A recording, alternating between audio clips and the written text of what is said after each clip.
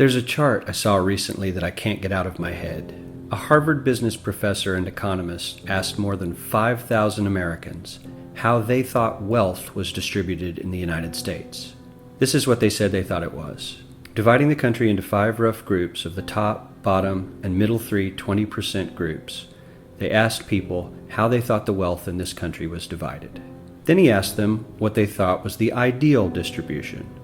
And 92%, that's at least 9 out of 10 of them, said it should be more like this.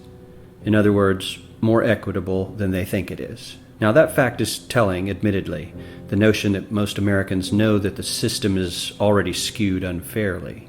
But what's most interesting to me is the reality compared to our perception. The ideal is as far removed from our perception of reality as the actual distribution is from what we think exists in this country. So ignore the ideal for a moment. Here's what we think it is again. And here is the actual distribution. Shockingly skewed.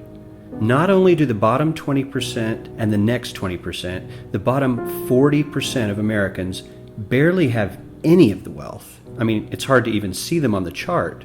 But the top 1% has more of the country's wealth than 9 out of 10 Americans believe the entire top 20% should have. Mind-blowing. But let's look at it another way, because I find this chart kind of difficult to wrap my head around.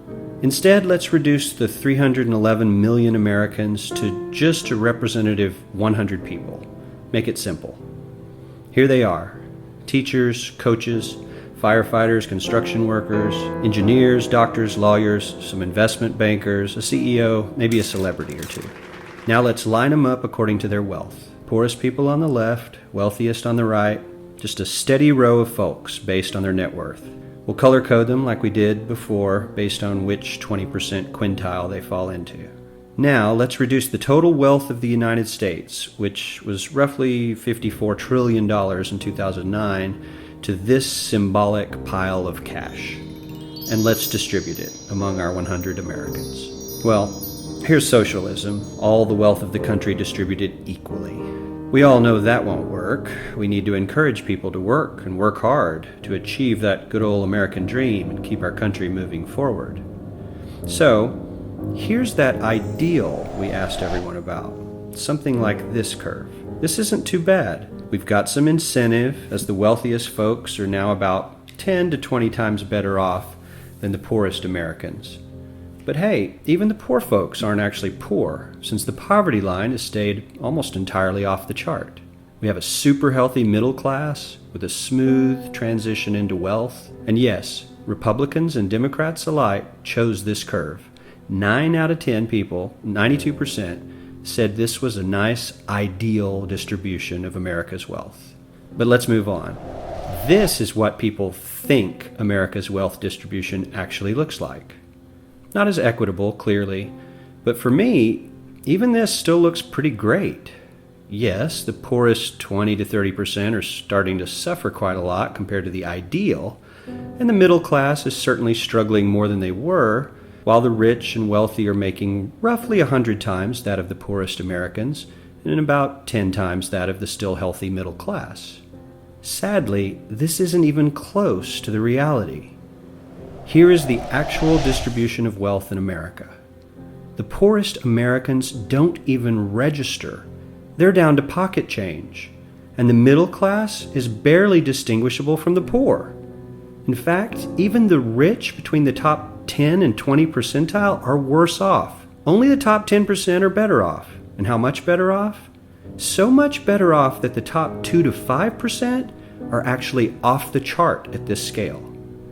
And the top 1%, this guy, well, his stack of money stretches 10 times higher than we can show.